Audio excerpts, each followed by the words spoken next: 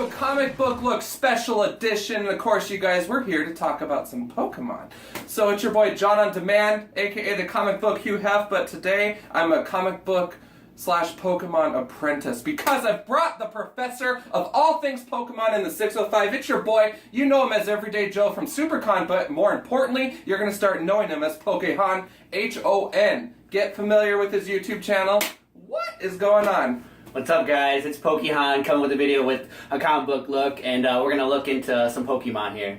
Boom, and we're gonna shed some light on the subject. What did you guys? That transition Ken just did was perfect. Yeah.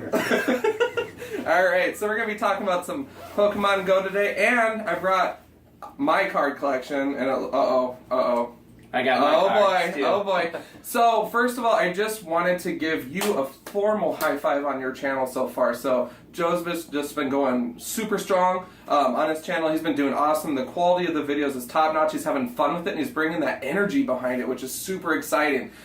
That's the kind of energy that we need for industries of fandom. So very good job representing your craft on YouTube, and we're gonna just dive right into it. So what are we gonna do first, the game or the cards? I mean, that we can talk about the game first. Okay. So how's it treating you? I like the game. I haven't had a ton of time to work on it, but I do have some pretty decent Pokemon, and also I have leveled up to about level 10 now, so. Nice, awesome. I am loving the game. It's getting me out and about. It's fun to go out on breaks with coworkers, you know what I mean? Because there's people that I didn't even know knew what a Pokemon was, and they're playing it. So I love the community aspect of it. We both belong to the Pokemon Go Sioux Falls group, and what I'm loving about that is the different angles that Sioux Falls is having occur, such as the trolley driver is just like, hey, come hang with me, I drive these times, you can incubate your eggs while I drive, so I do all the work. It's air conditioned, and right now that's handy for our climate. And you just have camaraderie with other people. Like nobody's gonna give you a hard time because everyone's doing the same thing anyways. So that's cool. I've never ridden the trolley, first of all, downtown. Does the trolley go slow enough so it can actually count your footsteps with it? I don't know that part, and that would be a question we could hit the driver with. Just curious about that. I know if you go too fast, and that's kind of one of the mechanics that. Or so? Yeah, I mean it's roughly around that, just so that people don't drive while they're playing, because definitely there can be some problems with that. But yeah, I mean like the Pokemon Go, it's really awesome to see like the new generation. Like it's almost like another reamp of the Pokemon craze that we had when we were little. So it's really cool to see. Like even at my work, like I guess like she was like 50 and she was like, "Do you play Pokemon Go? Can you show me how to play it on my phone?" And I was like, "I guess." That's awesome. All awkwardly. That's awesome. Hey, you gotta start somewhere though. So. Yeah, it's cool that everybody wants to play, and then like they want to play to like show it to their grandchildren and stuff. So it's pretty cool. Yep. Other things that I'm liking, starting to see is, and this is everywhere across the country, but businesses are like, hey, show me a Pokemon in my store or business and get certain percentage off, whatever. Red Robin did it for us. So I got $3 off just for showing my Pokedex, and the manager comes over and just says, I just want to see where you guys are at. So it's so cool to have different people, just randomly like, oh, I play too. So I dig that. Community is my favorite aspect of it. Getting out and about and just seeing more of the town is definitely my second aspect of it. So a lot of positivity wrapped into such a simple and awesome idea. How smart was it, by the way, to take an existing game, throw a Pokemon mask over it, and make bank?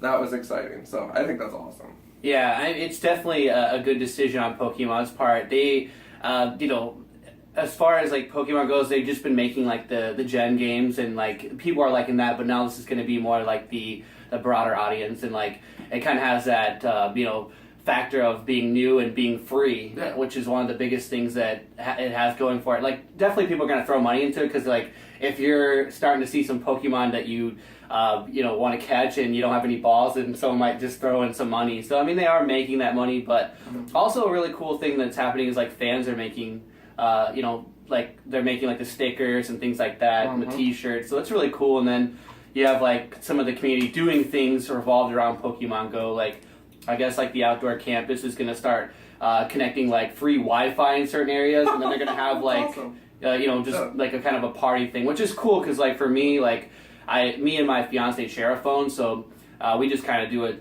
together, and then like I have an iPad, so like if they connected it, I could be on my iPad and like That's awesome. play Pokemon Go too. So very cool. So just talking about accessibility, super awesome move on Pokemon's part. Everybody has a cell phone in some capacity, right? So we don't have to go out and buy a $400 console to play. Ding, ding, ding. That's awesome. So the pay-to-play, formula, people are going to be getting their Pokeballs or whatever. We all get in trouble with that. But I love the accessibility that allows mass participation, because the moment you get that, you get the buzz, and it's just going from there. So. Yeah, and it's definitely creating, like I said, like events and things like that, like bars. Like let's all play Pokemon Go. Let's all do like something together. It's just really cool. It caught me a little bit off guard to see like everybody liking Pokemon again. To be honest, because I was like, God, it's like honestly the reason I started my channel is because I'm like, God, I'm like one of the only Poke nerds around, and like I want to reach out and see who's all out there. And then like all of a sudden Pokemon Go came out, and it's like, holy crap, like now everybody loves Pokemon again, and it's cool. It's definitely cool to see it be the big subject now. So absolutely. Well, good. I'm long-term questions is I'm getting wind of apps that you can run on your phone that sync up with Pokemon Go somehow for a charity organization, so that's interesting. So I hope to learn more about that, because that is easy. You get credit for walking, which is cool. Goes perfectly with my Fitbit. I'm also curious just to see about more business angles and pursuing more Pokestops to be added, just because the ones that are predetermined now, some of the statues for downtown are out of date, for instance, because they were from a previous game, from a previous time, and we rotate our statues more regularly now than we used to. So I would be curious to see stops like, places like Rainbow Comics, they don't have an immediate stop outside of their shop. How awesome would that be if they had one or two? Yeah, that's one thing I hope that they do, is like that businesses or anything really can submit like their ability to make their place like a Pokestop, because there's really good places like Rainbow, Dragon's Den, that I'm sure would love to have their place be a Pokestop, but it just wasn't imprinted before they came out with Pokemon Go. So, but yeah, super excited about it. I am guilty, and I am at 21. But I have just been go. I catch everything, and I do mass evolve raids when I have my lucky eggs going, just because you got to rock out that experience. My favorite catch to date has definitely been catching a Snorlax in a parking lot, just randomly. Wow. Like, we were driving, and a Snorlax appeared, we both pulled over, and I caught a Snorlax in a parking lot on 12th and the 10th, that weird parking lot there. So that was the most random thing ever, so I'm rocking with your boy. That's my favorite. I am actively curious to see how we're going to handle things like the legendary birds and Mewtwo, even though Tom caught one, supposedly, on our video, which was awesome, and I'm sure you watched that. I was wondering if I was wanting just to look at that Pokédex, It's like a fishing story, you can't believe it until you actually see the dex, man. I mean, like the legendary birds, I mean, definitely someone's broke in and made sure everything was actually in there. Mewtwo, Mew, the legendary birds. I feel like those are going to be events. Yeah. Because why would they want to have Mewtwo's being caught in the wild? Yeah. I just don't see that. Yeah. But one thing I kind of like too about it right now is that like people are like, oh, I wish we could trade, but like half the reason why people are out is because they can't technically trade. Because if you could trade, then you really don't have to go out. You just have to like catch a Pidgey, and then you could potentially trade somebody for whatever they have. Yeah. So that's why I like that too, and like people do want more than 150 as well too, which like right now is like the prime opening of it, and it's just kind of nice to just have the 150 and be able to catch them all before they move on to the next gen, and like there's certain Pokemon like Articuno, which would be kind of cool to do like a winter event on, and then like Moltres maybe even like at the end of the summer maybe, and then like I don't know when they would do Zapdos, but like I would give it a few more months before I release second gen, just so like everybody can get familiar with these ones too. Because the people that have just come in, like it'd be nice that they know like everything on Gen 1 before they move on to Gen 2. It's just kind of like what I feel, and like I said, like trading Pokemon, I think I would definitely hold off until like at least Gen 2, just so that like people can run this app out as far as they can before some of the people that aren't going to stick with it leave, which can happen. I will say that from my gaming experience, so when Pokemon came out for me, I lived in Japan, actually, from 95 to 2000, so it was huge over there, and then I moved to America, and then it's huge over here, right?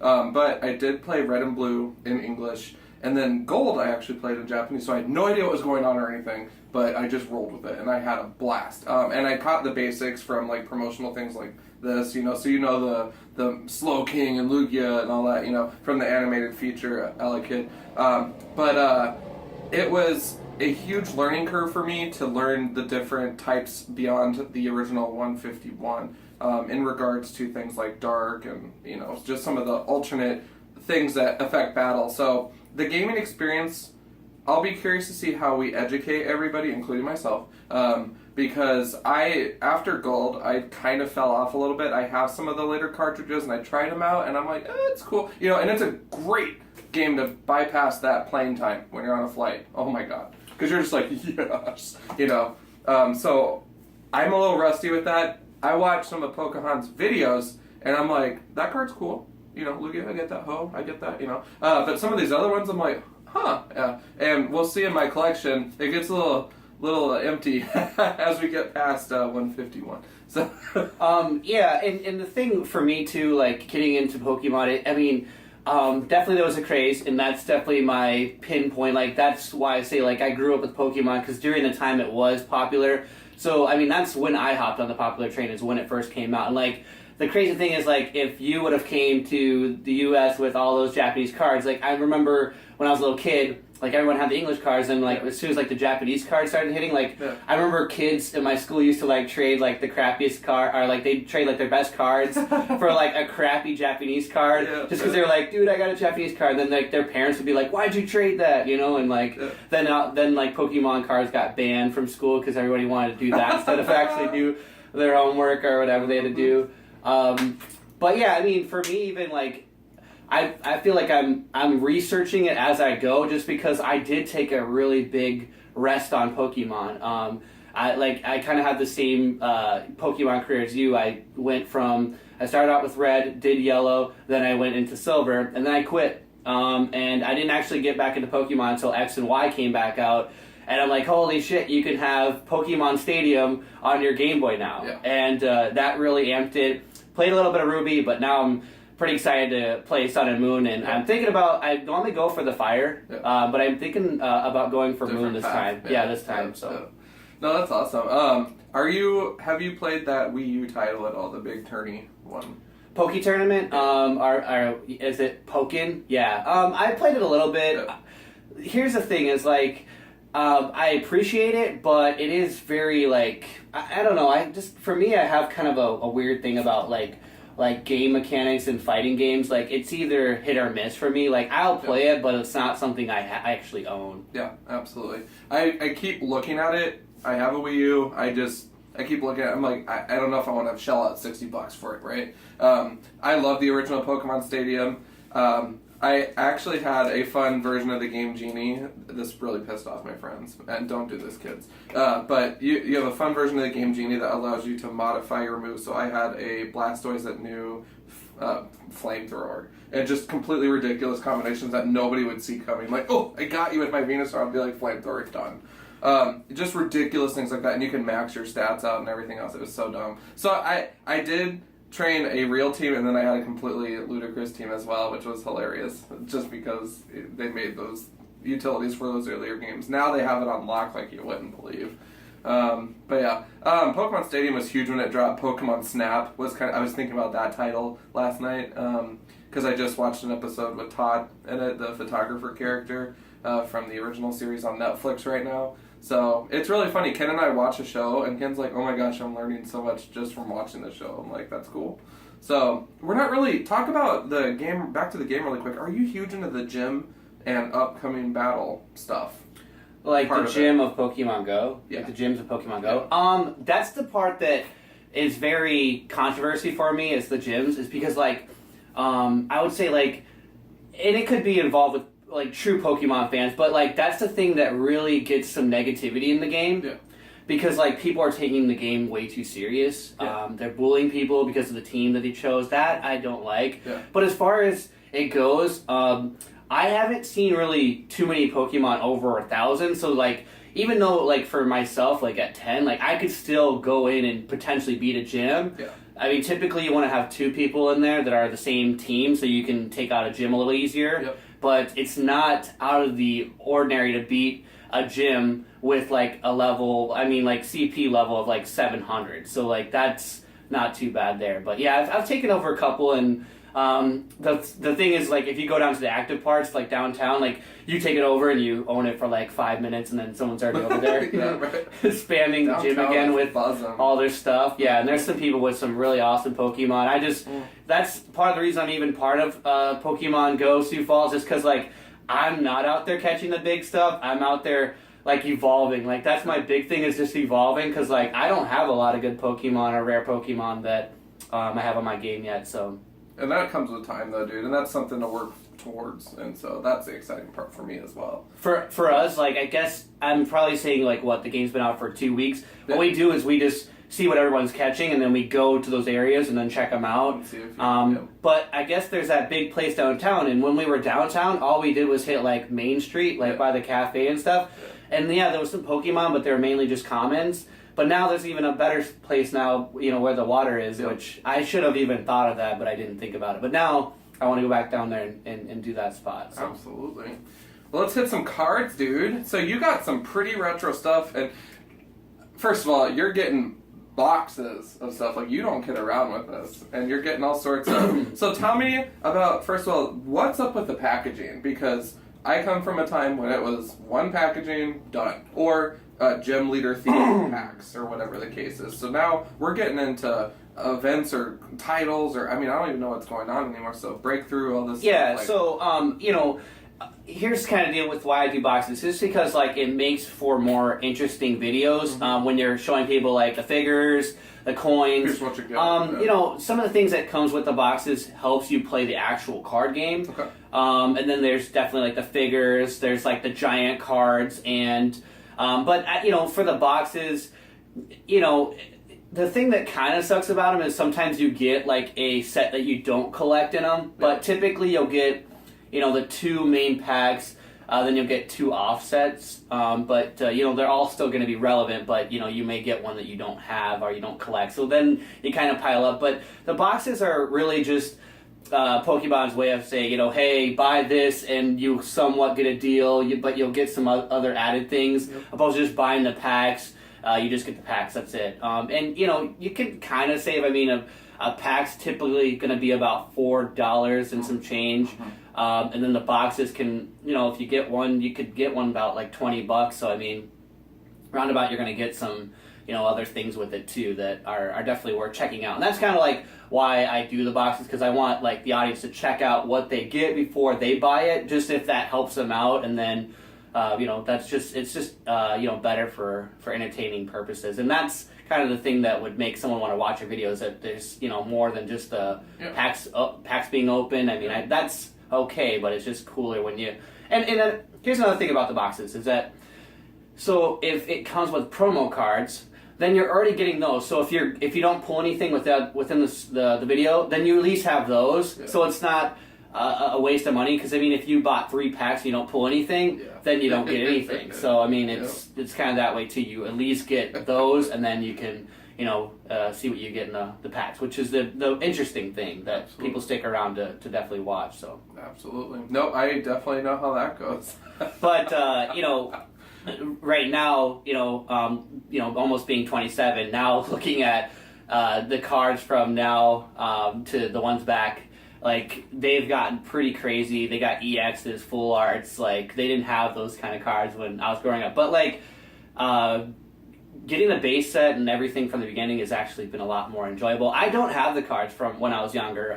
When I was younger, we moved and we had a storage unit, and, you know, potentially they put my storage on like Storage Wars probably, and somebody racked you know, probably thousands and thousands of dollars worth of Pokemon stuff. So congrats on that. If you guys are out there and you have my stuff, I mean, hit me up, man. Let me at least just look at it again. Yeah, but that's where my Pokemon stuff went. But I'd probably say in the last 2 years I've been kind of working on getting things and trying to get the best quality of cards, because right now as a collector coming into the new era, it's all about getting the best quality of cards, and you gotta realize these cards are like 20 years old, so whoever's been holding them for that long, that's crazy, because if I had these packs in my room, I'd probably be opening quite a bit of them. So. So let's talk about cards as an owner. So how do you organize them? I mean, typically, well, if you're talking about like Gen 1 of the cards, like a lot of people used to do them like 1 to 150, which you can do. Right. I just generally do them by the set, so I just go by 1 to whatever the set holds. So. Okay. But that's kind of my organization. Other than that, I get like the trainer boxes, and now they kind of like, you know, like the boxes that they hold your comic books with. Yeah. Yeah, like they kind of have those for cards. Like they actually come in the set where it comes with the card holder, and they kind of have like a pleather kind of feel to them. So they're kind of nice. Mm-hmm. But I keep cards in there, and then like there's definitely outlets. So if you guys have a lot of Pokemon cards, you either hit me up or you can go online and people buy them in bulk to sell. So one that I do is trollandtoad.com. So they take your cards, they'll buy them in bulk, you send them to them, and they'll trade you out either money or you can get credit, so you can get some of the newer cards. So. I recently just did that, and they are going to give me $45 worth of Troll and Toad cash, which I just used to buy cards. So I'm already purchased. I mean, here's the kind of thing: if you're wanting to get back into base set, like buying the cards is probably the best way to go. Yep. I even feel that true to now as well. Like if you're going to buy a set, if you are looking for just like, you know, when you start getting into like the 20, like where you have like 20 cards that you need to get for the set, it's almost worth then starting to buy them, because of the fact that you're going to throw so much more money in it than if you just went back and bought some of the cards that you need. And I don't feel like that's wrong to do. I mean, you know, it's just kind of helping yourself out, not getting like a whole another stack of cards that you're not going to have in your books, you know. So awesome. All right, well, we are getting closer and closer to our 30-minute goal here, but let's do this with the cards. Show the craziest cool card that you have. The craziest cool card that we have. Because I don't. That's crazy that we've already been on here for like that long. Well, I don't have my Charizard in here, but because I have them in like a container. But my coolest one, man, I don't know. That's really hard. So I'm being super picky too. The book that I brought was like kind of the older cards, so like I just have like 3 sets in here. Craziest cool card. I mean, like, these are cool, these ones back here. These promo cards from the back in the day. Oh yeah.